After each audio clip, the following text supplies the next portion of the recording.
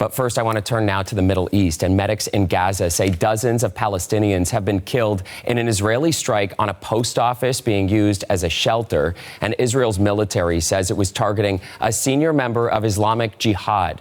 Crystal Gomansing is tracking all these developments for us from London. And Crystal, what more do we know about this latest strike?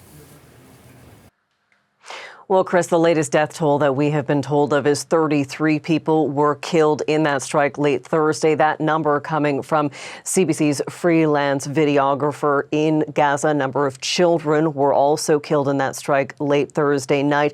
There were dozens wounded as well, and so that death toll is still expected to rise. In central Gaza today, we saw a number of people mourning. There were prayers as loved ones said goodbye to the victims of that strike.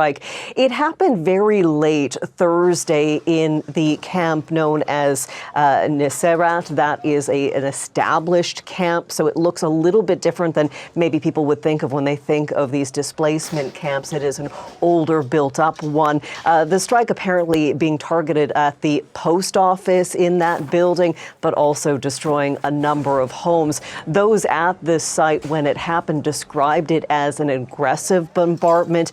Individuals saying that the rescue efforts were hampered because of obviously it being late. They were dealing with a lot of debris, trying to find anyone who may have survived that strike. As we've seen many times before in these nighttime strikes, lots of torches on cell phones used so they can try to search through the rubble. Again, dozens were killed in that strike late Thursday. It was the second strike of this area in central Gaza on Thursday alone. So the bombardments continuing right across Gaza by Israeli forces. Again, Israeli forces saying they are targeting not only members of Hamas, but also other militant groups operating across the Strip, Chris. And as you continue to track this part of the story, this latest strike, there's also some signs from the U.S. of optimism for a Gaza ceasefire, and 2 top U.S. diplomats are in fact in the region for negotiations. What's the progress on that front?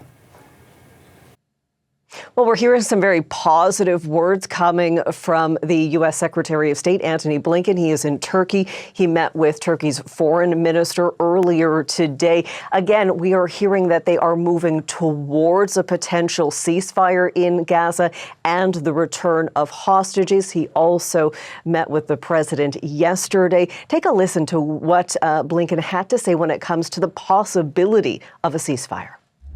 We discussed, I think, the opportunity to finally try to complete the hostage ceasefire agreement, to get the hostages home, to get a ceasefire in place.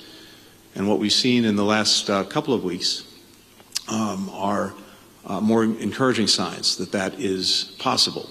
And in my discussions with President Erdogan and with Minister Fadan, we talked about the imperative of Hamas saying yes. Now, that is some encouraging information there coming from Antony Blinken. We have heard this before. We also yesterday heard from National Security Advisor Jake Sullivan. He was in Israel meeting with officials. He also says it appears that they are getting closer, that all sides appear to be willing to come to some agreement. But he also cautioned, we have been here before. So cautious optimism is what we're seeing right now in the Middle East from American officials. All right, Crystal Gomansing for us in London. Thank you, Crystal.